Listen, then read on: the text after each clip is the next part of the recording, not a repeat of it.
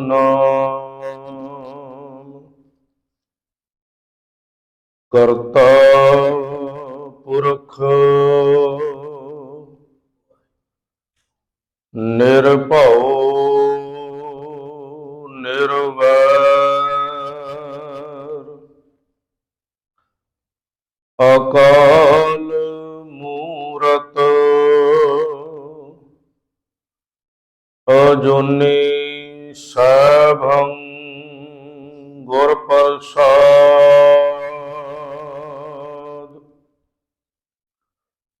ਪ੍ਰਭ ਦਾਤੋ ਦਾਤਾਰ ਪਰਿਓ ਜਾਚਕ ਇਕ ਸ਼ਰਨਾ ਮਿਲੈ ਦਾਨ ਸੰਤਰੇਣਾ ਜਿਹ ਲਗ ਭਵ ਜਲ ਤਰਨਾ। ਬੇਨਤ ਕਰੂੰ ਅਰਦਾਸ ਸੁਣੋ ਜੇ ਠਾਕੁਰ ਭਾਵੈ। ਦੇਹੋ ਦਰਸ ਮਨ ਚਾਓ ਭਗਤ ਇਹ ਮਨ ਠਹਿਰਾਵੈ। ਬਲਿਓ ਚਰਾਗ ਅੰਧਿਆਰ ਮਹਿ ਸਭ ਕਲ ਉਧਰੀ ਇਕ ਨਾਮ ਧਰਮ। ਪ੍ਰਗਟ ਸਗਲ ਹਰ ਭਵਨ ਮਹਿ ਜਨ ਨਾਨਕ ਗੁਰ ਪਾਰ ਬ੍ਰਹਮ। ਜੇਤਾ ਜੀਓ ਪਿੰਡ ਸਭ ਤੇਰਾ ਤੂੰ ਅੰਤਰ ਜਾਮੀ ਪੁਰਖ ਭਗਵਾਨ। ਦਾਸਨ ਦਾਸ ਕਹੈ ਜਨ ਨਾਨਕ ਜੇਹਾ ਤੂੰ ਕਰਾਹੇ ਤੇਹਾ ਹਉ ਕਰੀ ਵਖਿਆਨ। ਦਾਸਨ ਦਾਸ ਕਹੈ ਜਨ ਨਾਨਕ ਜੇਹਾ ਤੂੰ ਕਰਾਹੇ ਤੇਹਾ ਹਉ ਕਰੀ ਵਖਿਆਨ।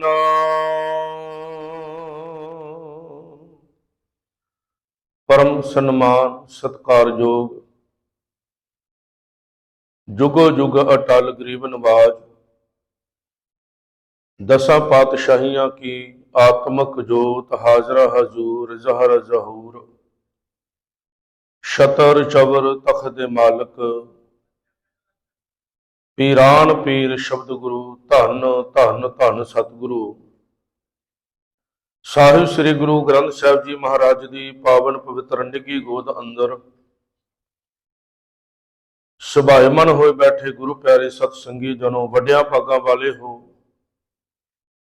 ਸਤਿਗੁਰ ਜੀ ਦੀ ਮਹਾਨ ਕਿਰਪਾ ਰਹਿਮਤ ਸਦਕਾ ਅੰਮ੍ਰਿਤ ਵੇਲੇ ਦੇ ਸਜੇ ਹੋਏ ਦੀਵਾਨਾਂ ਦੀਆਂ ਹਾਜ਼ਰੀਆਂ ਭਰਨ ਦਾ ਸੁਭਾਗ ਸਮਾਂ ਸਤਿਗੁਰ ਜੀ ਨੇ ਬਖਸ਼ਿਆ ਹੈ। ਆਪ ਜੀ ਨੇ ਰੱਬੀ ਬਾਣੀ ਧੁਰ ਕੀ ਬਾਣੀ ਆਸਾ ਜੀ ਦੀ ਵਾਰ ਦਾ ਕੀਰਤਨ ਸਿਪਨ ਦੇ ਮਹਾਨ ਕੀਰਤਨੀਏ ਭਾਈ ਸਾਹਿਬ ਭਾਈ ਰਾਏ ਸਿੰਘ ਜੀ ਹਜ਼ੂਰੀ ਰਾਗੀ ਸੱਚਖੰਡ ਸੇ ਦਰਬਾਰ ਸਾਹਿਬ ਅੰਮ੍ਰਿਤਸਰ ਸਾਹਿਬ ਵਾਲੇ ਉਹਨਾਂ ਦੀ ਰਸਨਾ ਤੋਂ ਸਰਵਣ ਕੀਤਾ ਹੈ। ਆਓ ਸਮਾਂ ਹੋਇਆ ਹੈ ਸਾਹਿਬ ਸ੍ਰੀ ਗੁਰੂ ਗ੍ਰੰਥ ਸਾਹਿਬ ਜੀ ਮਹਾਰਾਜ ਦੀ ਚੱਲ ਲੜੀਵਾਰ ਗੁਰ ਸ਼ਬਦ ਵਿਚਾਰ ਦਾ, ਜੋ ਮੂਲ ਰੂਪ ਦੇ ਅੰਦਰ ਪਾਠ ਆਪ ਜੀ ਨੇ ਗੁਰੂ ਘਰ ਦੇ ਗ੍ਰੰਥੀ ਸਾਹਿਬਾਨ ਭਾਈ ਸਾਹਿਬ ਭਾਈ ਸੁੱਚਾ ਸਿੰਘ ਜੀ ਉਹਨਾਂ ਪਾਸੋਂ ਸਰਵਣ ਕੀਤਾ ਹੈ। ਇਹ ਪਾਵਨ ਬਚਨ ਰਾਮਕਲੀ ਰਾਗ ਦੇ ਅੰਦਰ ਸ਼੍ਰੋਮਣੀ ਭਗਤ ਕਬੀਰ ਜੀ ਦੇ ਉਚਾਰਨ ਕੀਤੇ ਹੋਏ ਹਨ। ਸਤਿਗੁਰ ਜੀ ਦੀ ਰਹਿਮਤ ਕਿਰਪਾ ਸਦਕਾ ਇਹਨਾਂ ਪਾਵਨ ਬਚਨਾਂ ਦੀ ਵਿਚਾਰ ਕਰਨੀ ਹੈ। ਸਤਿਗੁਰ ਕਿਰਪਾ ਕਰਨ ਵਿੱਚ ਵਰਤ ਕੇ ਆਪਣੇ ਇਹਨਾਂ ਪਾਵਨ ਅਮੋਲਕ ਬਚਨਾਂ ਦੀ ਵਿਚਾਰ ਸਤਿਗੁਰੂ ਆਪ ਕਰਵਾ ਲੈਣ। ਵਿਚਾਰ ਦੀ ਪ੍ਰਾਰੰਭਤਾ ਤੋਂ ਪਹਿਲਾਂ ਜਿਤਨੇ ਸਤਸੰਗੀ ਜਨ ਮਾਈ ਭਾਈ ਗੁਰੂ ਚਰਨਾਂ ਵਿੱਚ ਹਾਜ਼ਰ ਹੋ, ਸਭਨਾਂ ਨੂੰ ਬੇਨਤੀ ਹੈ, ਕਰੋ ਮਨ ਬਿਰਤੀਆਂ ਇਕਾਗਰ, ਸੁਰਤ ਨੂੰ ਗੁਰੂ ਦੇ ਸ਼ਬਦ ਜੋੜਨ ਦਾ ਯਤਨ ਕਰੋ। ਰਸਨਾ ਨੂੰ ਕਰੋ ਪਵਿੱਤਰ। ਆਖੋ ਜੀ ਸਤਨਾਮ ਸ੍ਰੀ ਵਾਹਿਗੁਰੂ ਸਾਹਿਬ ਜੀਓ। ਅੱਜ ਦੇ ਇਸ ਪਾਵਨ ਸ਼ਬਦ ਦੇ ਅੰਦਰ ਭਗਤ ਕਬੀਰ ਜੀ ਨੇ ਜੋ ਲੋਕਾਂ ਦੇ ਮਨਾਂ ਦੇ ਅੰਦਰ ਇੱਕ ਬਹੁਤ ਵੱਡਾ ਵਹਿਮ ਪਿਆ ਸੀ, ਭਰਮ ਲੋਕਾਂ ਨੇ ਪਾਲਿਆ ਸੀ, ਜੋ ਸੰਸਾਰ ਦੇ ਅੰਦਰ ਇਹ ਗੱਲ ਪ੍ਰਚਲਿਤ ਸੀ, ਦੰਦ ਕਥਾ ਸੀ ਕਿ ਜਿਹੜੇ ਲੋਕ ਮਗਹਰ ਦੀ ਧਰਤੀ ਉੱਤੇ ਜਾ ਕੇ ਮਰਦੇ ਹਨ ਉਹ ਖੋਤੇ ਦੀ ਗਧੇ ਦੀ ਜੂਨ ਵਿੱਚ ਪੈਂਦੇ ਹਨ, ਭਾਵ ਮਾੜੀਆਂ ਜੂਨਾਂ ਉਹ ਮਿਲਦੀਆਂ ਹਨ। ਜਿਹੜੇ ਕਾਂਸ਼ੀ ਦੀ ਧਰਤੀ ਤੇ ਮਰਦੇ ਹਨ, ਆਪਣਾ ਜੀਵਨ ਬਤੀਤ ਕਰਦੇ ਹਨ, ਉਹਨਾਂ ਨੂੰ ਫਿਰ ਜਨਮ ਮਰਨ ਦੇ ਗੇੜ ਵਿੱਚ ਨਹੀਂ ਪੈਣਾ ਪੈਂਦਾ। ਇਹ ਉਸ ਸਮੇਂ ਦੇ ਜਿਹੜੇ ਬ੍ਰਾਹਮਣ ਲੋਕ ਸਨ ਜਿਨ੍ਹਾਂ ਨੇ ਇਹ ਸੰਸਾਰ ਨੂੰ ਭਰਮ ਦੇ ਅੰਦਰ ਪਾਇਆ ਸੀ, ਐਸੀਆਂ ਗੱਲਾਂ ਉਹਨਾਂ ਨੇ ਆਪਣੇ ਕੋਲੋਂ ਜੋੜ ਕੇ ਫੈਲਾਈਆਂ ਸਨ।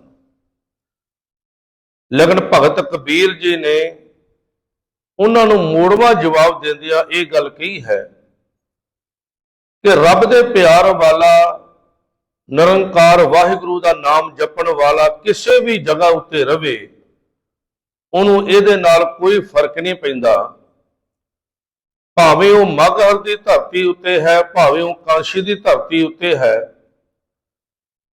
ਅਸਲ ਵਿੱਚ ਜਿਹੜਾ ਜਨਮ ਮਰਨ ਦਾ ਗੇੜਾ ਹੈ ਇਹ ਖਤਮ ਹੋਣਾ ਹੈ ਤੇ ਸਾਡੇ ਕੀਤੇ ਕਰਮਾਂ ਦੇ ਅਨੁਸਾਰ ਹੈ।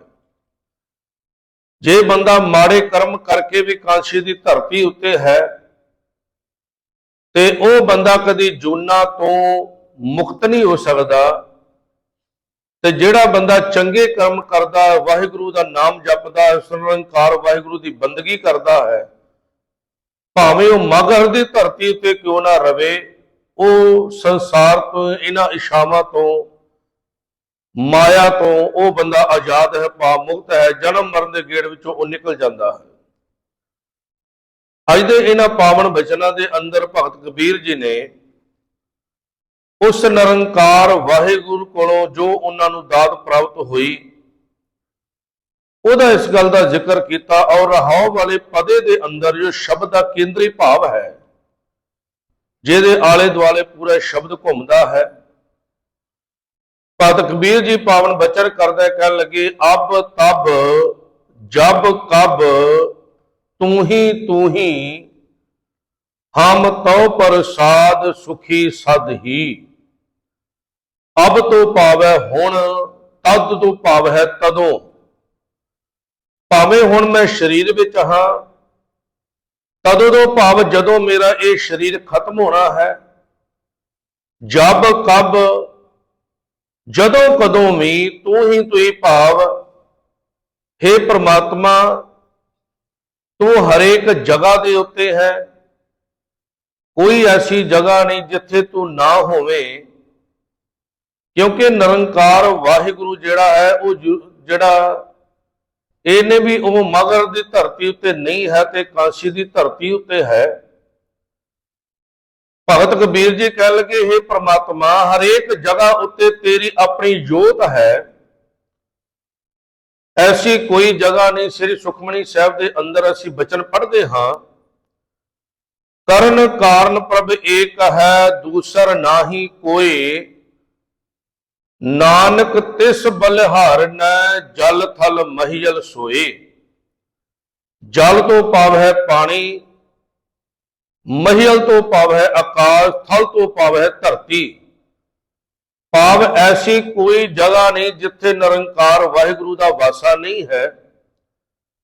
ਇਸੇ ਵਾਸਤੇ ਦਾ ਸਤਿਗੁਰੂ ਧੰਨ ਗੁਰੂ ਅਰਜਨ ਦੇਵ ਜੀ ਮਹਾਰਾਜ ਜਦੋਂ ਬਚਨ ਪੜ੍ਹਦੇ ਹਾਂ ਤੇ ਸਤਿਗੁਰ ਨੇ ਸਾਨੂੰ ਇਸ ਗੱਲ ਦਾ ਯਕੀਨ ਦਿਵਾਇਆ ਹੈ ਕਿ ਉਹ ਵਾਹਿਗੁਰੂ ਜੋ ਸਭ ਕੁਝ ਕਰਨ ਦੇ ਸਮਰੱਥ ਹੈ, ਜੋ ਕੁਝ ਸੰਸਾਰ ਵਿੱਚ ਹੋ ਰਿਹਾ ਹੈ ਉਹਦੇ ਤੋਂ ਬਿਨਾਂ ਕੋਈ ਨਹੀਂ ਕਰ ਰਿਹਾ।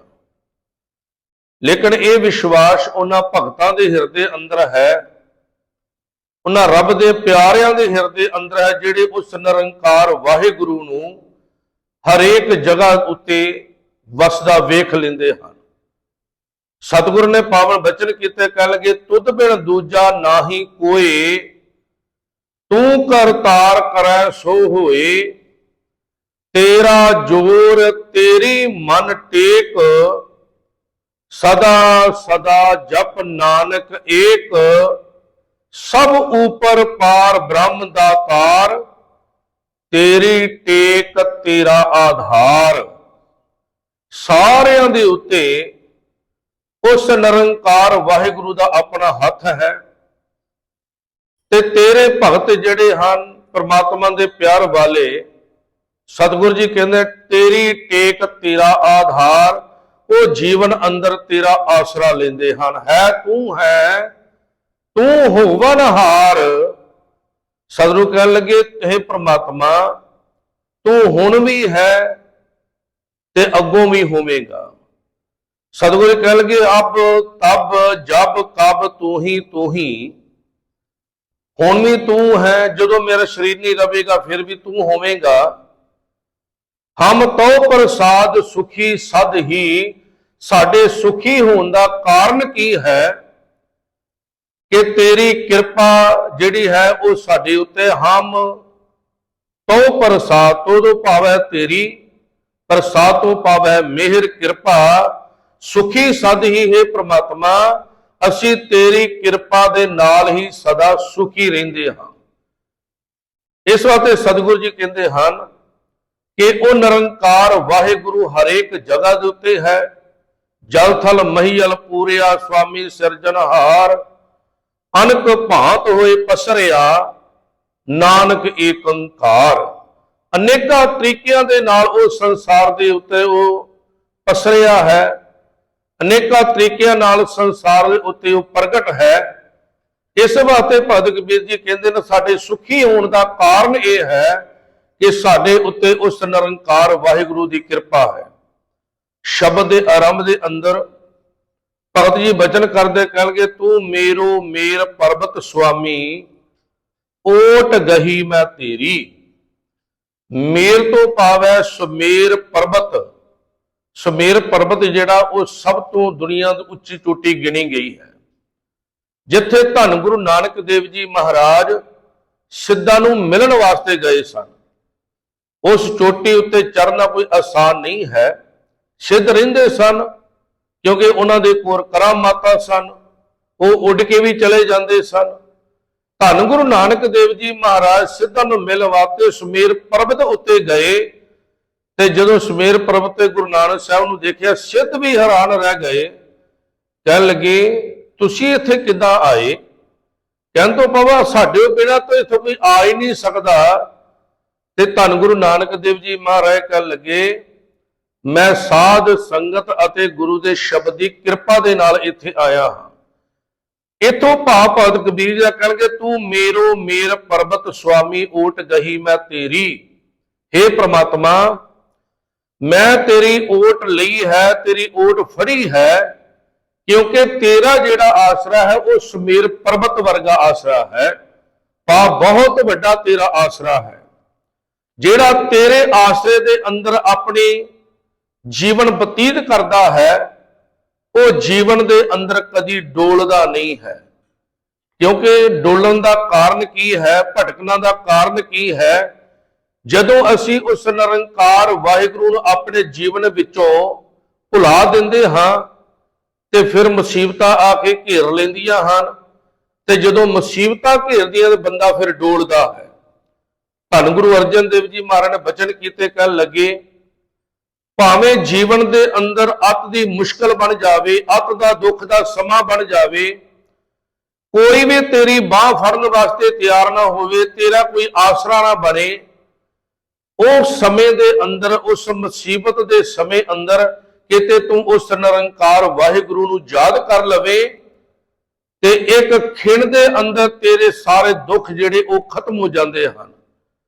ਸਤਿਗੁਰ ਨੇ ਪਾਵਨ ਬਚਨ ਕੀਤੇ, ਕਹਿ ਲਗੇ ਜਾ ਕੋ ਮੁਸ਼ਕਲ ਅਤ ਬਣੇ, ਢੋਈ ਕੋਏ ਨਾ ਦੇ, ਲਾਗੂ ਹੋਏ ਦੁਸ਼ਮਨਾ ਸਾਖ ਭੇ ਭਜ ਖਲੇ, ਸਭੋ ਭਜੇ ਆਸਰਾ ਚੁਕੇ ਸਭ ਅਸਰਾਓ, ਚਿਤ ਆਵੇ ਉਸ ਪਾਰ ਬ੍ਰਹਮ ਲਗੇ ਨਾ ਤਾਤੀ ਵਾਓ। ਜੇ ਐਸੇ ਭਿਆਨਕ ਸਮੇਂ ਅੰਦਰ ਉਸ ਨਿਰੰਕਾਰ ਵਾਹਿਗੁਰੂ ਦੀ ਯਾਦ ਆ ਜਾਵੇ, ਤੇ ਸਾਧੂ ਕਹਿੰਦੇ ਤੈਨੂੰ ਤੱਤੀ ਵਾਹ ਨਹੀਂ ਲੱਗ ਸਕਦੀ, ਭਾਵ ਤੇਰਾ ਕੋਈ ਕੁਝ ਵਿਗਾੜ ਨਹੀਂ ਸਕਦਾ, ਕਿਉਂਕਿ ਤੂੰ ਉਸ ਨਿਰੰਕਾਰ ਦੇ ਆਸਰੇ ਵਿੱਚ ਹੈ, ਜਿਹਦਾ ਆਸਰਾ ਕਦੀ ਟੁੱਟਣ ਵਾਲਾ ਨਹੀਂ, ਜਿਹੜਾ ਆਸਰਾ ਕਦੀ ਜਾਣ ਵਾਲਾ ਨਹੀਂ। ਬੰਦਾ ਸੰਸਾਰ ਦੀ ਟੇਕ ਲੈਂਦਾ ਹੈ, ਬੰਦਾ ਆਪਣੇ ਰਿਸ਼ਤੇਦਾਰਾਂ ਦਾ ਆਸਰਾ ਭਾਲਦਾ ਹੈ, ਲੇਕਿਨ ਕੋਈ ਪਤਾ ਨਹੀਂ ਇਹ ਰਿਸ਼ਤੇਦਾਰਾਂ ਨੇ ਕਦੋਂ ਸਾਥ ਛੱਡ ਦੇਣਾ ਹੈ, ਇਹਨਾਂ ਭੈਣ ਭਰਾਵਾਂ ਨੇ ਕਦੋਂ ਤੁਹਾਡੀ ਮੁਸੀਬਤ ਅੰਦਰ ਤੁਹਾਨੂੰ ਜਵਾਬ ਦੇ ਦੇਣਾ ਹੈ।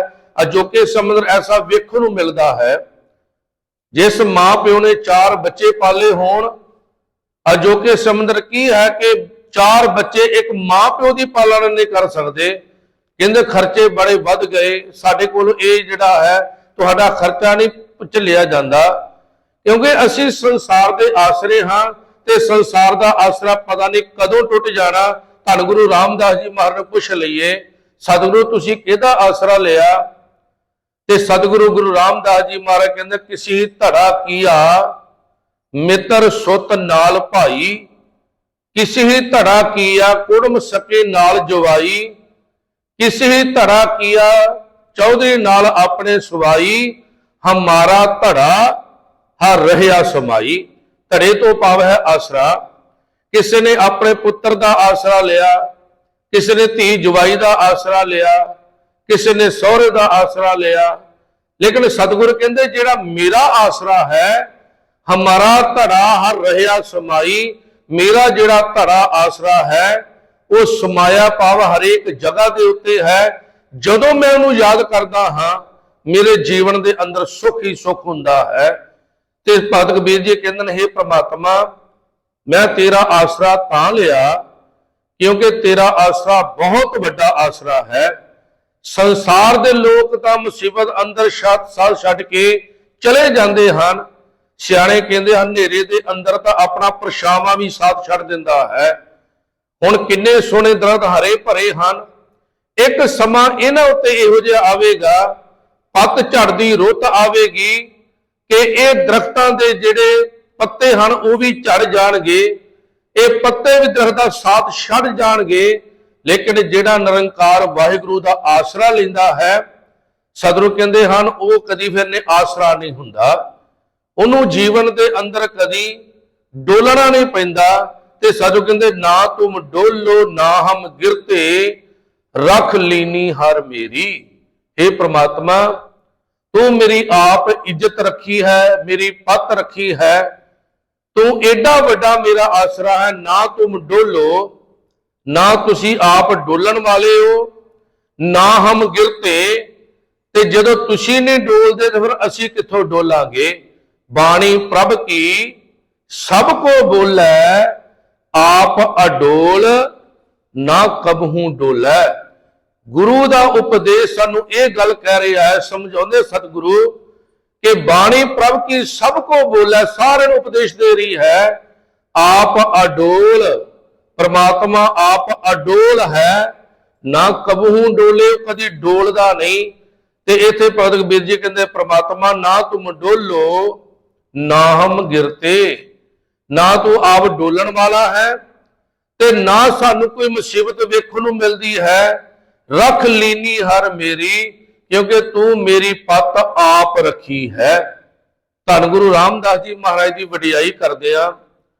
ਭੱਟਾਂ ਨੇ ਸੋਈਆਂ ਦੇ ਅੰਦਰ ਇਸ ਗੱਲ ਦਾ ਜ਼ਿਕਰ ਕੀਤਾ, ਕਹਿਣ ਲੱਗੇ, ਹੇ ਧੰਨ ਗੁਰੂ ਰਾਮਦਾਸ ਜੀ ਮਹਾਰਾਜ ਤੁਸਾਂ ਨੇ ਬੜੀ ਕਿਰਪਾ ਕੀਤੀ ਕਿ ਜਿਵੇਂ ਪਿਛਲੇ ਸਮੇਂ ਦੇ ਅੰਦਰ ਦ੍ਰੋਪਦੀ ਦੀ ਜਿਹੜੀ ਲਾਜ ਸੀ ਉਹ ਸ਼੍ਰੀ ਕ੍ਰਿਸ਼ਨ ਨੇ ਰੱਖੀ, ਪ੍ਰਹਲਾਦ ਦੀ ਜਿਹੜੀ ਲਾਜ ਸੀ ਉਹ ਪ੍ਰਮਾਤਮਾ ਨੇ ਆਪ ਰੱਖੀ ਹੈ।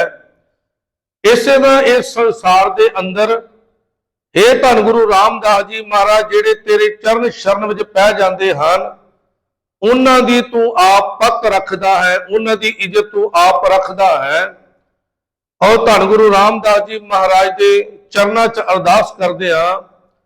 ਭੱਟਾਂ ਨੇ ਇਹ ਬਚਨ ਕੀਤੇ, ਕਹਿਣ ਲੱਗੇ, हे ਪ੍ਰਮਾਤਮਾ ਅਬ ਰਾਖੋ ਦਾਸ ਭਾਟ ਕੀ ਲਾਜ, जैसे राखी लाज भगत प्रहलाद की, हर नाकश फारे कर आज, फुन द्रौपदी लाज रखी हर प्रभ जी, शीनत बस्तर दीन बहु साज, सो दामा अपदा ते राखिया, गणका पड़त पूरे तह काज, श्री सतगुर सो प्रसन्न कल जुग होए, राखो दास भाट की लाज। भट कहते हे गुरु रामदास जी महाराज, तुसी इस कलयुग के समय अंदर साडी पत आप रखण वाले हो। जिवें प्रहलाद की पत तुसा ने आप रखी, उहदा पिता हरनाकश्यप हरनाक्ष जिहड़ा है उन्होंने मारना चाहुंदा है या अपना नाम जपाउणा चाहुंदा है, लेकिन थंम दे अंदर प्रगट हो के तुसा ने भगत प्रहलाद की पत आप रख लई ते उस हरनाक्ष नूं अपने नौहां दे नाल पाड़ दिता। जिवें द्रौपदी दी पत उतर रही सी, पहला उन्हें सारे आसरे देखे कि इस सभा दे अंदर मेरे 5 पांडव बैठे, पति बैठे हैं, फिर द्रोणाचार्य वर्गे महाबली बैठे, भीष्म पितामह वर्गे बैठे हैं, मैनू किसी का की डर है, ये दुर्योधन मैं की बिगाड़ सकता है। लेकिन इन्ना नहीं पता कि ये तो जुए अंदर तेनू हार गए। जदों देखा द्रौपदी ने सारे पासे मैं ने आसरा हो चुकी हाँ, मेरे 5 पतियां ने पांडवां ने नीवियां पाइयां हुई हैं, भीष्म पितामह द्रोणाचार्य वर्गे ने सिर नहीं चक रहे। ते उस समय उस वेले श्री कृष्ण नूं याद किया, क्योंकि उस समय दे अवतार सन द्वापर समय दे अंदर। फिर उन्होंने श्री कृष्ण नूं याद किया ते एक खिण दे अंदर श्री कृष्ण जी ने प्रगट होके द्रौपदी दी लाज रखी। ते भट कहंदे हे गुरु रामदास जी महाराज, तुसी कृष्ण रूप दे अंदर आके द्रौपदी दी लाज आप रखी है। फिर सुदामा जिहड़ा अत दा गरीब है, ओदी जिहड़ी दलिदरी है, ओदी गरीबी जिहड़ी है, वो तुसी कृष्ण रूप दे अंदर आप रखी ते गणका नूं राम नाम दा उपदेश दे के उन्होंने संसार तो तार दिता। इस वास्ते गुरु रामदास जी महाराज, मैं आप जी दे पावन चरनां च आया हाँ। मैनूं पता है कि तुहाडे तो बिना मेरी कोई पत रख ही नहीं सकता। अब राखो दास भाट की लाज। हुण तुसां भी अपने सेवक दी लाज आप रखनी है। ते सतगुरु जी कहंदे जिहड़े उस निरंकार वाहिगुरु दा आसरा लेंदे हन, फिर उन्हां नूं कदी उन्हां दी पत जांदी नहीं, वो संसार दे अंदर फिर प्रगट हो जाते हैं। ते भगत कबीर जी कहते हैं हे परमात्मा, ना तुसी डोलन वाले हो, जे तुसी नहीं डोलदे तो असी कित्थों डोलांगे। रख लीनी हर मेरी, तुसा ने मेरी पत नूं रख लिया है। अब तब जब कब तू ही हम तो प्रसाद सुखी सद ही रहाओ।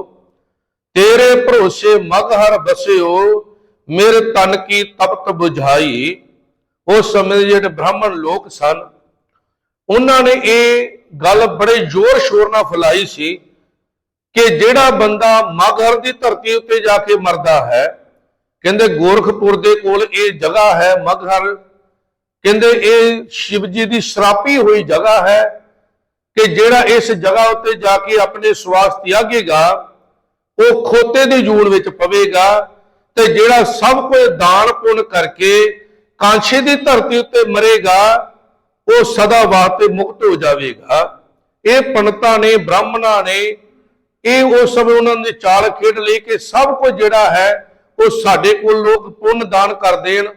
लेकिन भगत कबीर जी तो जागदे हैं, सारा संसार तो सुता पिया है, लेकिन भगत कबीर जी आत्मा तौर पर सुचेत हैं। बड़े बचन ऐसे मिलते हैं बाणी दे विचों, उन्होंने सीधा ब्राह्मणों के नाल आडा लिया है, उन्होंने गल्लां दा जवाब उन्होंने दिता है। जदों ब्राह्मण कहंदे सन असी उच्च कुल विच पैदा होए, असी सब तो वड्डे हां, तुसी शूदर हो, सब तो नीवे हो। ते भगत कबीर जी ने नगारे की चोट नाल ये गल कह दी, कह लगे चौथो ब्राह्मण ब्राह्मणी जाया, तो आन बाट काहे नहीं आया। तुम कत ब्राह्मण हम कत सूद, हम कत लोहू तुम कत दूध। कह लगे तुसी ब्राह्मण किस तरह ते असी शूदर किस तरह, कि तुहाडे रगां अंदर दुध चलदा है, कि साडे अंदर लहू है, ते इस वास्ते असी नीवे हां। भगत कबीर जी कहंदे सच ब्राह्मण कौन है, जिहड़ा उस ब्रह्म दी विचार करदा है, जिहड़ा उस निरंकार वाहिगुरु दी विचार करदा, सिर्फ ब्राह्मण है। ਕੋਈ ਉੱਚੀ ਕੁੱਲ ਵਿੱਚ ਪੈਦਾ ਹੋਣ ਦੇ ਨਾਲ ਕੋਈ ਬ੍ਰਾਹਮਣ ਨਹੀਂ ਬਣ ਜਾਂਦਾ, ਕੋਈ ਉੱਚੀ ਜਾਤ ਵਾਲਾ ਨਹੀਂ ਬਣ ਜਾਂਦਾ। ਉਹਦੇ ਕਰਮ ਜਿਹੜੇ ਹਨ ਉਹ ਇਸ ਗੱਲ ਦਾ ਫੈਸਲਾ ਕਰਦੇ ਹਨ ਕਿ ਬੰਦਾ ਉੱਚੀ ਜਾਤ ਵਾਲਾ ਕੌਣ ਹੈ ਤੇ ਨੀਵੀਂ ਜਾਤ ਵਾਲਾ ਕੌਣ ਹੈ। ਬਾਣੀ ਅੰਦਰ ਅਸੀਂ ਰੋਜ਼ ਹੀ ਬਚਨ ਪੜ੍ਹਦੇ ਹਾਂ, ਖਸਮ ਵਿਸਾਰੈ ਤੇ ਕਮ ਜਾਤ। ਜਿਹੜੇ ਨਿਰੰਕਾਰ ਵਾਹਿਗੁਰੂ ਨੂੰ ਭੁਲਾ ਦਿੰਦੇ ਹਨ ਉਹ ਕਮ ਜਾਤ ਹਨ, ਨੀਵੀਂ ਜਾਤ ਵਾਲੇ ਹਨ, ਤੇ ਜਿਹੜੇ ਵਾਹਿਗੁਰੂ ਨੂੰ ਯਾਦ ਕਰਦੇ ਹਨ ਉਹ ਉੱਚੀ ਜਾਤ ਵਾਲੇ। ਇਸੇ ਵਾਸਤੇ ਸਤਿਗੁਰੂ ਧੰਨ ਗੁਰੂ ਗੋਬਿੰਦ ਸਿੰਘ ਜੀ ਮਹਾਰਾਜ ਨੇ ਇਹ ਚਾਰੇ ਜਿਹੜੀਆਂ ਗੱਲਾਂ ਹਨ, ਵਰਣ ਜਿਹੜੇ ਹਨ, ਆਪਣੇ ਖਾਲਸੇ ਅੰਦਰ ਰੱਖ ਦਿੱਤਾ ਕਿ ਮੇਰਾ ਖਾਲਸਾ ਬ੍ਰਾਹਮਣ ਵੀ ਹੈ, ਮੇਰਾ ਖਾਲਸਾ ਖੱਤਰੀ ਵੀ ਹੈ, ਮੇਰਾ ਖਾਲਸਾ ਵੈਸ਼ ਵੀ ਹੈ, ਤੇ ਮੇਰਾ ਖਾਲਸਾ ਸ਼ੂਦਰ ਵੀ ਹੈ। ਕਲਗੀਧਰ ਪਿਤਾ ਜੀ ਕਹਿਣ ਲੱਗੇ, ਜਦੋਂ ਮੇਰਾ ਖਾਲਸਾ ਆਪਣੇ ਮੁਖ ਤੋਂ ਗੁਰੂ ਦੀ ਬਾਣੀ ਪੜ੍ਹੇਗਾ, ਵਾਹਿਗੁਰੂ ਦੀ ਸਿਫਤ ਕਰੇਗਾ, ਨਿਰੰਕਾਰ ਦੀ ਵਡਿਆਈ ਕਰੇਗਾ, ਬੰਦਗੀ ਕਰੇਗਾ, ਉਦੋਂ ਇਹ ਬ੍ਰਾਹਮਣ ਹੈ।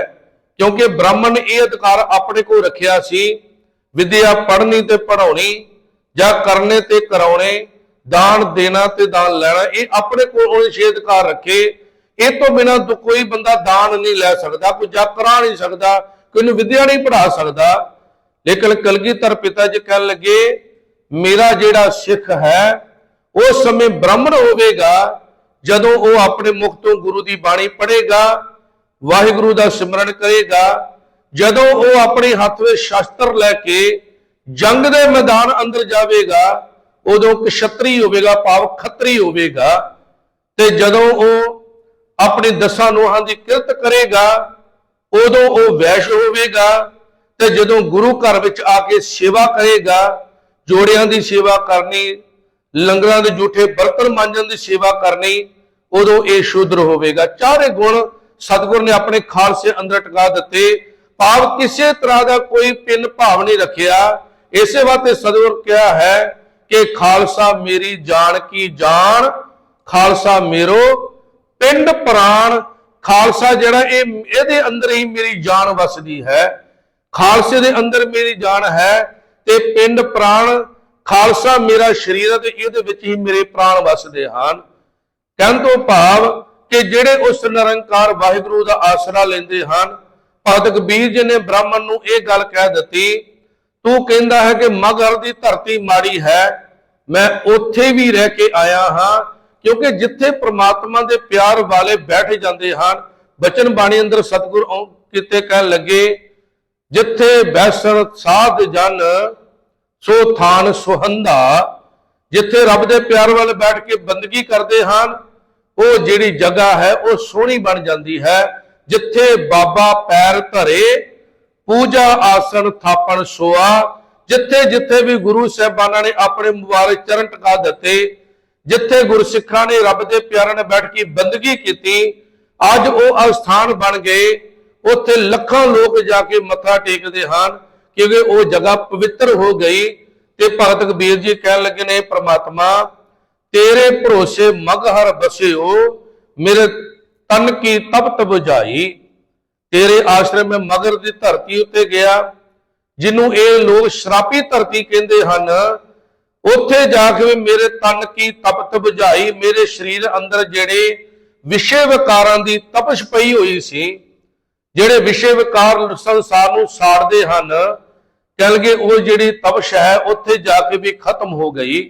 ਭਾਵ ਪ੍ਰਮਾਤਮਾ ਦਾ ਨਾਮ ਜਪ ਕੇ ਮੈਂ ਆਪਣੇ ਅੰਦਰੋਂ ਜਿਹੜੇ ਕਾਮ ਕ੍ਰੋਧ ਲੋਭ ਮੋਹ ਹੰਕਾਰ ਨਿੰਦਿਆ ਚੁਗਲੀ ਆਦਿ ਵਿਕਾਰਾਂ ਦੀ ਜਿਹੜੀ ਤ੍ਰਿਸ਼ਨਾ ਸੀ, ਅੱਗ ਸੀ, ਇਹ ਮੈਂ ਖਤਮ ਕਰ ਲਈ। ਪਹਿਲੇ ਦਰਸ਼ਨ ਮਗਹਰ ਪਾਇਓ, ਫੁਨ ਕਾਂਸੀ ਬਸੇ ਆਏ। ਕਹਿਣਗੇ ਇਹ ਪ੍ਰਮਾਤਮਾ ਪਹਿਲਾ ਤੇਰਾ ਦੀਦਾਰ ਮੈਂ ਮਗਹਰ ਦੀ ਧਰਤੀ ਉੱਤੇ ਪਾਇਆ ਹੈ। ਤੂੰ ਮੈਨੂੰ ਉੱਥੇ ਦੀਦਾਰ ਦਿੱਤੇ ਹਨ, ਮੈਂ ਤੈਨੂੰ ਉੱਥੇ ਮਿਲਿਆ, ਤੇਰੀ ਸਿਫਤ ਵਡਿਆਈ ਕੀਤੀ ਹੈ। ਫੁਨ ਕਾਂਸੀ ਬਸੇ ਆਈ, ਤੇ ਬਾਅਦ ਵਿੱਚੋਂ ਮੈਂ ਫਿਰ ਕਾਂਸੀ ਦੀ ਧਰਤੀ ਉੱਤੇ ਆ ਗਿਆ, ਜਿਹਦੇ ਬਾਬਤ ਇਹਨਾਂ ਲੋਕਾਂ ਨੇ ਇਹ ਗੱਲ ਪ੍ਰਚਲਿਤ ਕੀਤੀ ਸੀ। ਔਰ ਕਹਿੰਦੇ ਕਾਂਸੀ ਦੇ ਅੰਦਰ ਇੱਕ ਆਰਾ ਲਗਾਇਆ ਗਿਆ, ਤੇ ਬ੍ਰਾਹਮਣ ਕਹਿੰਦੇ ਸਨ ਜਿਹੜਾ ਇਸ ਆਰੇ ਦੇ ਨਾਲ ਚੀਰਿਆ ਜਾਵੇਗਾ, ਸਭ ਕੁਝ ਪੰਡਤਾਂ ਨੂੰ ਦਾਨ ਪੁੰਨ ਕਰਕੇ ਇਸ ਆਰੇ ਨਾਲ ਆਪਣਾ ਆਪ ਚਿਰਵਾ ਲਵੇਗਾ, 2 ਫਾੜ ਕਰਵਾ ਲਵੇਗਾ, ਉਹ ਹਮੇਸ਼ਾ ਹੀ ਜਨਮ ਮਰਨ ਦੇ ਗੇੜ ਵਿੱਚੋਂ ਬਾਹਰ ਨਿਕਲ ਜਾਵੇਗਾ। लेकिन सतगुरु कह लगे इस तो मुक्ति नहीं मिलती। बंदा अपने तौर पर जितने मर्जी यतन करे, सुखमनी साहब के अंदर सतगुरु ने बड़ी क्लीयर गल कर दी।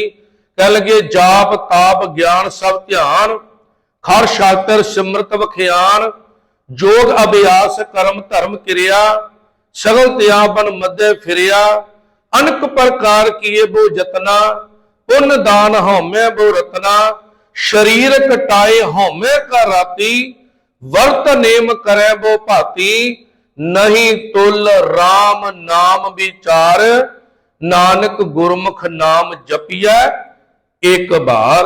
परमात्मा दे नाम दे तुल कुछ है ही नहीं। बहु शास्त्र बहु सिमरती, पेखै सर्ब ढोल, पूजस नाही हर हरे, नानक नाम अमोल। परमात्मा का नाम बड़ा अमोलक है। परमात्मा के नाम के बराबर होर कुछ भी नहीं। इस वास्ते सतगुरु कहते इन्हां भरमां विचों वहमां विचों बाहर निकल के केवल एक परमात्मा का नाम जपना, ਜਿਹੜੇ ਸਾਨੂੰ जीवन के अंदर मुक्ति दे सकता है। जन्म मरण के गेड़ विचों असीं निकल सकते हाँ। ते भगत कबीर जी कहते हैं, हे परमात्मा, पहला माघर की धरती ते मैं तुहाडे दर्शन कीते, फिर कांसी की धरती ते आया हाँ। कह लगे जैसा मगहर तैसी कांसी, हम एक कर जानी। सानू तो कोई फर्क लगा ही नहीं। ब्राह्मण ये गल कह रहा है कि मगहर की धरती शराबी हुई धरती है, जिहड़ा उत्थे मरेगा वो खोते की जून में पवेगा। लेकिन असी मगहर भी गए, असी कांसी भी रहिंदे हाँ, सानू तो कोई ऐसा फर्क जापिया नहीं। हम एक कर जानी, असी तो दोवां जगह नूं इक्को जिहा करके मनिया है। क्योंकि जिथे परमात्मा का नाम जपिया जाता है, जिथे वाहिगुरु का सिमरन किया जाता है, भावें वो किन्नी भी संसार के लोग कहण माड़ी धरती है, वो जगह जिहड़ी पवित्र हो जाती है। क्योंकि परमात्मा का नाम पवित्र करने वाला है। असीं आनंद साहब की बाणी अंदर जो नितनेम की 5वीं बाणी है, धन गुरु अमरदास जी महाराज बचन कीते कहण लगे, पवित्र होए से जना जिन्नी हर ध्याया, हर ध्याया पवित्र होए गुरमुख जिन्नी ध्याया, पवित्र माता पिता कुटुंब सहत स्यों, पवित्र संगत सबाइया, कहंदे पवित्र सुनदे पवित्र, छे पवित्र जिन्नी मन वसाया, कहे नानक छे पवित्र जिन गुरमुख हर हर ध्याया। जेड़े गुरु दे सन्मुख रह के गुरु का उपदेश लैके वाहिगुरु का नाम जपते हैं, उन्हां दा अपना जीवन तो पवित्र हो ही जाता है। उनके माता पिता भी पवित्र हो जाते हैं, उनके वो घर जी भी जगह सारी पवित्र हो जाती है। इस वास्ते सतगुरु जी कहते हैं, कह लगे हम एक एक कर जानी, इसदा इको जिहा जानिया, हम निर्धन ज्यों ए धन पाया, मरते फूट गमानी। जिवें कंगाल नूं धन मिल जावे ते उहनूं बड़ी खुशी हुंदी है। हुण भगत कबीर जी कहते मैनूं संसार का धन तां भावें नहीं मिलिया, क्योंकि भगत कबीर का जीवन पढ़ के देख लईए, सारी जिंदगी उन्होंने गरीबी के अंदर कटी और ऐसा कोई यतन भी नहीं किया संसार के लोगों वांगू कोई होर 2 नंबर का धंधा पला के बंदा अमीर हो जाए। भगत कबीर जी ने सारी जिंदगी अपने 10 नोहां की किरत की है, अपने परिवार नूं उहदे नाल पालिया है। इत्थे कहंदे हन, हम निर्धन ज्यों ए धन पाया। जिवें निर्धन कंगाल बंदे नूं कोई धन मिल जाता है, ਉਹਦੇ वास्ते बहुत वड्डी उन्होंने खुशी मिल गई। ते बाणी अंदर सतगुरु कहंदे, निर्धन कौ धन अंदले कौ टिक, मात दूध जैसे बाले। कह लगे जिवें निर्धन बंदे नूं धन मिल जाता है, किसी अन्य बंदे नूं कोई डोंगोरी मिल गई, सोटी मिल गई, ਉਹਦੇ वास्ते बहुत वड्डा आसरा है। बच्चे नूं काहदा आसरा? मां दे दुध दा आसरा है। निर्धन को तन अंदले को टिक, मात दूध जैसे बाले। सागर में बोथ पायो हर नानक, करी कृपा कृपाले। सागर दे अंदर बेड़ी मिल जावे ते बंदा जरा सागर तो पार हो जाता है। जिस मनुख नूं जीवन दे अंदर नाम दा धन मिल गया, ਉਹਦੀ आत्म अवस्था उच्ची हो जाती है। ते सतगुरु कहंदे, ज्यों ਇਹ धन पाया, मैनू परमात्मा दे नाम दा धन मिल गया। ਹੁਣ ਮੇਰੀ ਆਤਮ ਅਵਸਥਾ ਉੱਚੀ ਹੋ ਗਈ। ਮਰਤੇ ਫੂਟ ਗੁਮਾਨੀ, ਗੁਮਾਨੀ ਤੋਂ ਭਾਵ ਹੰਕਾਰ, ਜਿਹੜੇ ਹੰਕਾਰ ਵਿੱਚ ਸਦਾ ਰਹਿੰਦੇ ਹਨ ਉਹਨਾਂ ਦਾ ਜਿਹੜਾ ਜੀਵਨ ਹੈ ਉਹ ਬਰਬਾਦ ਹੋ ਜਾਂਦਾ ਹੈ। ਉਹ ਹੰਕਾਰ ਦੇ ਅੰਦਰ ਖੱਪ ਖੱਪ ਕੇ ਮਰ ਜਾਂਦੇ ਹਨ। ਸਭ ਕਹਿੰਦੇ ਕਰੈ ਗੁਮਾਨ ਚੁਵੇ ਤੇ ਸੂਲਾ, ਕੋ ਕਾਢਣ ਕੋ ਨਾਹੀ। ਤੇ ਜਿਹੜੇ ਬੰਦੇ ਹੰਕਾਰ ਵਿੱਚ ਰਹਿੰਦੇ ਹਨ ਉਹਨਾਂ ਨੂੰ ਫਿਰ ਉਹ ਜਿਹੜੇ ਹੰਕਾਰ ਦੇ ਕੰਡੇ ਹਨ ਉਹ ਚੁਭਦੇ ਰਹਿੰਦੇ ਹਨ। ਜਿਵੇਂ ਗੁਰੂ ਰਾਮਦਾਸ ਜੀ ਮਹਾਰਾਜ ਬਚਨ ਕੀਤੇ ਸੋਲਾ ਜੀ ਦੀ ਬਾਣੀ ਦੇ ਅੰਦਰ ਕਿ ਹੰਕਾਰੀ ਬੰਦੇ ਦੀ ਹਾਲਤ ਕਿਦਾਂ ਦੀ ਹੈ। ਜਿਉਂ ਜਿਉਂ ਚੱਲੈ ਚੁਬੈ ਦੁੱਖ ਪਾਵੈ, ਜਮਕਾਲ ਸਹਿ ਸਿਰ ਡੰਡਾ ਹੈ। ਹੰਕਾਰੀ ਬੰਦਾ ਜਿੱਦਾਂ ਜਿੱਦਾਂ ਸੰਸਾਰ ਵਿੱਚ ਵਿਚਰਦਾ ਹੈ ਉਹਨੂੰ ਫਿਰ ਉਹ ਜਿਹੜੇ ਕੰਡੇ ਹੰਕਾਰ ਦੇ ਚੁਭਦੇ ਹਨ। ਕਿਉਂਕਿ ਕਿਸੇ ਨੇ ਕੋਈ ਗੱਲ ਕਹਿ ਦਿੱਤੀ ਤੇ ਉਸੇ ਵੇਲੇ ਉਹ ਬੰਦੇ ਦੇ ਹੰਕਾਰ ਨੂੰ ਜੋ ਸੱਟ ਵੱਜਦੀ ਹੈ ਤੇ ਬੰਦਾ ਤੜਫਦਾ ਹੈ। ਇੱਥੇ ਭਗਤ ਕਬੀਰ ਜੀ ਕਹਿੰਦੇ ਕਰੈ ਗੁਮਾਨ, ਜਿਹੜੇ ਬੰਦੇ ਹੰਕਾਰ ਕਰਦੇ ਹਨ ਚੁਬੈ ਤਿਸ ਸੂਲਾ, ਫਿਰ ਉਹਨਾਂ ਨੂੰ ਸੂਲਾਂ ਚੁੱਭਦੀਆਂ ਹਨ, ਕੰਡੇ ਵੱਜਦੇ ਭਾਵ ਦੁਖੀ ਹੁੰਦੇ ਹਨ। ਕੋ ਕਾਢਣ ਕੋ ਨਾਹੀ, ਗੁਰੂ ਤੋਂ ਬਿਨਾਂ ਤਾਂ ਹੰਕਾਰ ਦੂਰ ਹੀ ਨਹੀਂ ਕਰ ਸਕਦਾ। ਉਹ ਗੁਰੂ ਦੇ ਕੋਲ ਆਉਂਦੇ ਨਹੀਂ, ਹੰਕਾਰ ਉਹਨਾਂ ਦੇ ਮਨ ਵਿੱਚ ਵਸਿਆ ਰਹਿੰਦਾ ਹੈ। ਇਸ ਵਾਸਤੇ ਸਦਾ ਦੁੱਖ ਪਾਉਂਦੇ ਹਨ। ਅਜੇ ਸੋ ਚੋਬ ਕੋ ਬਿਲਲ ਬਿਲਾਤੇ, ਨਰਕੇ ਘੋਰ ਪਚਾਹੀ। ਸਤਿਗੁਰੂ ਕਹਿੰਦੇ ਹਨ ਹੁਣ ਤੱਕ ਭਾਵ ਉਹ ਹੰਕਾਰੀ ਬੰਦੇ ਜਦੋਂ ਤੱਕ ਉਹਨਾਂ ਦਾ ਜੀਵਨ ਰਹਿੰਦਾ ਹੈ ਹੰਕਾਰ ਦੇ ਅੰਦਰ ਖਪਦੇ ਹਨ, ਉਹਨਾਂ ਨੂੰ ਇਹ ਸੂਲਾਂ ਚੁੱਭਦੀਆਂ ਹਨ, ਦੁੱਖ ਮਿਲਦੇ ਹਨ, ਬਿਲਲ ਬਿਲਾਤੇ ਬਿਲਕਦੇ ਹਨ, ਨਰਕੇ ਘੋਰ ਪਚਾਹੀ। ਤੇ ਅਖੀਰ ਵੇਲੇ ਉਹ ਨਰਕ ਦੇ ਅੰਦਰ ਭਾਵ ਦੁੱਖ ਦੇ ਅੰਦਰ ਆ ਕੇ ਉਹਨਾਂ ਦੀ ਜਿਹੜੀ ਜ਼ਿੰਦਗੀ ਹੈ ਉਹ ਖਤਮ ਹੋ ਜਾਂਦੀ ਹੈ। ਕਵਨ ਨਰਕਿਆ ਸੁਰਗ ਵਿਚਾਰਾ, ਸੰਤਨ ਦੋ ਰਾਧੇ। ਭਗਤ ਕਬੀਰ ਜੀ ਕਹਿੰਦੇ ਨੇ ਕੀ ਨਰਕ ਤੇ ਕੀ ਸਵਰਗ, ਇਹ ਵਿਚਾਰੇ ਕੀ ਹਨ। ਸੰਤਾਂ ਨੇ ਤਾਂ ਇਹਨਾਂ ਨੂੰ ਮੁੜ ਤੋਂ ਇਹ ਰੱਦ ਕਰ ਦਿੱਤਾ ਹੈ। ਕਿਉਂਕਿ ਸੰਤ ਦੇ ਮਨ ਅੰਦਰ ਨਾ ਤਾਂ ਸਵਰਗ ਦੀ ਕੋਈ ਚਾਹਨਾ ਹੁੰਦੀ ਹੈ, ਖੁਸ਼ੀ ਹੁੰਦੀ ਹੈ, ਨਾ ਨਰਕ ਦਾ ਕੋਈ ਡਰ ਹੁੰਦਾ ਹੈ। ਉਹ ਤਾਂ ਇੱਕੋ ਹੀ ਗੱਲ ਕਹਿੰਦੇ ਹਨ ਕਿ ਇਹ ਪ੍ਰਮਾਤਮਾ ਤੁਹਾਡੇ ਚਰਨਾਂ ਨਾਲ ਜੁੜੇ ਰਹੀਏ। ਰਾਜ ਨਾ ਚਾਹੂੰ ਮੁਕਤ ਨਾ ਚਾਹੂੰ, ਮਨ ਪ੍ਰੀਤ ਚਰਨ ਕਮਲਾਰੇ। ਤੇ ਭਗਤ ਕਬੀਰ ਜੀ ਕਹਿੰਦੇ ਕਿਆ ਨਰਕ ਕਿਆ ਸੁਰਗ ਵਿਚਾਰਾ, ਕੀ ਨਰਕ ਤੇ ਕੀ ਸੁਰਗ ਵਿਚਾਰੇ। ਸੰਤਾਂ ਦੋ ਰਾਧੇ, ਸੰਤਾਂ ਨੇ ਦੋਵਾਂ ਨੂੰ ਰੱਦ ਕਰ ਦਿੱਤਾ ਰੱਬ ਦੇ ਪਿਆਰ ਵਾਲਿਆਂ ਨੇ। ਹਮ ਕਾਹੂ ਕੀ ਕਾਰਨ ਕੱਢਤੇ ਆਪਣੇ ਗੁਰ ਪ੍ਰਸਾਦੇ। ਮੈਂ ਆਪਣੇ ਗੁਰੂ ਦੀ ਕਿਰਪਾ ਦੇ ਨਾਲ ਹੁਣ ਕਿਸੇ ਦੀ ਕਾਨ ਨਹੀਂ ਕਰਦਾ, ਭਾਵ ਮੈਂ ਕਿਸੇ ਦਾ ਮੁਤਾਜ ਨਹੀਂ ਹਾਂ, ਕਿਸੇ ਦਾ ਗੁਲਾਮ ਨਹੀਂ ਹਾਂ। ਮੈਂ ਗੁਲਾਮ ਹਾਂ ਤੇ ਇੱਕ ਮਾਲਕ ਦਾ ਹਾਂ, ਸੇਵਕ ਹਾਂ ਤੇ ਇੱਕ ਮਾਲਕ ਦਾ ਹਾਂ। ਤੁਮਰੀ ਸ਼ਰਨ ਤੁਮਾਰੀ ਆਸਾ, ਤੁਮ ਹੀ ਸੱਜਣ ਸੁਹੇਲੇ। ਰਾਖੋ ਰਾਖਣ ਹਾਰ ਦਿਆਲਾ, ਨਾਨਕ ਘਰ ਕੇ ਗੋਲੇ। ਜਿਹੜੇ ਗੁਰੂ ਨਾਨਕ ਦੇ ਘਰ ਦੇ ਗੋਲੇ ਬਣ ਗਏ ਫਿਰ ਉਹ ਸੰਸਾਰ ਦੇ ਮੁਤਾਜ ਬਾਹਰ ਨਿਕਲ ਜਾਂਦੇ ਹਨ। ਤੇ ਅਖੀਰ ਤੇ ਭਗਤ ਕਬੀਰ ਜੀ ਕਹਿੰਦੇ ਹਨ ਅਬ ਤੋਂ ਜਾਏ ਚੜੇ ਸਿੰਘਾਸਣ, ਮਿਲ ਹੈ ਸਾਰੰਗ ਪਾਣੀ। ਹੁਣ ਪਰਮਾਤਮਾ ਦਾ ਨਾਮ ਜਪ ਕੇ ਅਸੀਂ ਉਸ ਆਸਣ ਉੱਤੇ ਬੈਠ ਗਏ ਹਾਂ, ਭਾਵ ਸਭ ਤੋਂ ਉੱਚੀ ਆਤਮ ਅਵਸਥਾ ਸਾਨੂੰ ਮਿਲ ਗਈ ਹੈ। ਤੇ ਜਿਸ ਅਵਸਥਾ ਵਿੱਚ ਜਾ ਕੇ ਮਿਲਿਆ ਹੈ ਸਾਰੰਗ ਪਾਣੀ। ਸਾਰੰਗ ਪਾਣੀ ਤੋਂ ਭਾਵ ਪਰਮਾਤਮਾ, ਪਾਣੀ ਤੋਂ ਭਾਵ ਹੱਥ, ਸਾਰੰਗ ਤੋਂ ਭਾਵ ਧਨੁਸ਼। ਜਿਸ ਪਰਮਾਤਮਾ ਦੇ ਹੱਥ ਵਿੱਚ ਧਨੁਸ਼ ਹੈ ਉਸ ਪਰਮਾਤਮਾ ਦਾ ਨਾਮ ਰੱਖਿਆ ਸਾਰੰਗ ਪਾਣੀ। ਉਹ ਪਰਮਾਤਮਾ ਮਿਲ ਗਿਆ। ਰਾਮ ਕਬੀਰਾ ਏਕ ਭਏ ਹੈ, ਕੋਈ ਨਾ ਸਕੇ ਪਛਾਣੀ। ਹੁਣ ਰਾਮ ਤੇ ਕਬੀਰ ਦੋਨੋਂ ਇੱਕ ਹੋ ਗਏ, ਦੋਨਾਂ ਦੇ ਅੰਦਰ ਕੋਈ ਫਰਕ ਨਹੀਂ ਰਹਿ ਗਿਆ। ਜਿਉਂ ਜਲ ਮਹਿ ਜਲ ਆਏ ਖਟਾਨਾ, ਤਿਉਂ ਜੋਤੀ ਸੰਗ ਜੋਤ ਸਮਾਨਾ।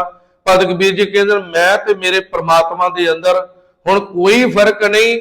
ਹੁਣ ਮੈਂ ਉੱਚੀ ਆਤਮ ਅਵਸਥਾ ਮੈਨੂੰ ਮਿਲ ਗਈ। ਜਿਸ ਜਗ੍ਹਾ ਤੇ ਪ੍ਰਮਾਤਮਾ ਦੇ ਜਾ ਕੇ ਮਿਲਾਪ ਹੋ ਗਿਆ। ਅੱਜ ਦੇ ਪਾਵਨ ਬਚਨਾਂ ਅੰਦਰ ਇਹ ਉਪਦੇਸ਼ ਦਿੱਤਾ, ਹਮ ਤੋਂ ਪ੍ਰਸਾਦ ਸੁਖੀ ਸਤ ਹੀ। ਜੇ ਜੀਵਨ ਅੰਦਰ ਸੁਖ ਲੈਣਾ ਹੈ, ਜੀਵਨ ਅੰਦਰ ਆਨੰਦ ਮਾਨਣਾ ਹੈ ਤਾਂ ਉਹ ਕੇਵਲ ਇੱਕ ਹੀ ਹੈ ਕਿ ਉਸ ਨਿਰੰਕਾਰ ਵਾਹਿਗੁਰੂ ਦੀ ਕਿਰਪਾ ਦੇ ਪਾਤਰ ਬਣਿਆ ਜਾਵੇ। ਵਾਹਿਗੁਰੂ ਦੀ ਸਿਫਤ ਸਲਾਹ ਦੇ ਕਰਕੇ ਜੀਵਨ ਦੇ ਅੰਦਰ ਜਿਹੜੇ ਦੁੱਖ ਹਨ ਉਹ ਦੂਰ ਹੋ ਜਾਂਦੇ ਨੇ। ਸਤਿਗੁਰ ਕਿਰਪਾ ਕਰਨ, ਗੁਰਬਾਣੀ ਦੇ ਪਾਵਨ ਬਚਨ ਸਾਡੇ ਹਿਰਦੇ ਅੰਦਰ ਵਸ ਜਾਣ। ਅੰਮ੍ਰਿਤ ਵੇਲੇ ਉੱਠ ਕੇ ਉਸ ਪ੍ਰਮਾਤਮਾ ਵਾਹਿਗੁਰੂ ਸਿਫਤ ਕਰਕੇ ਅਸੀਂ ਆਪਣੇ ਜੀਵਨ ਦੇ ਅੰਦਰ ਸੁੱਖਾਂ ਨੂੰ ਮੰਨਣਾ ਕਰੀਏ। ਇਤਨੀ ਬੇਨਤੀ ਆਪ ਜੀ ਨੇ ਪ੍ਰਵਾਨ ਕਰਨੀ ਆ ਜੀ। ਵਿਚਾਰਾਂ ਕਰਦਿਆਂ ਬਾਣੀ ਪੜ੍ਹਦਿਆਂ ਹੋਈਆਂ ਭੁੱਲਾਂ ਚੁੱਕਾਂ ਦੀ ਖਿਮਾ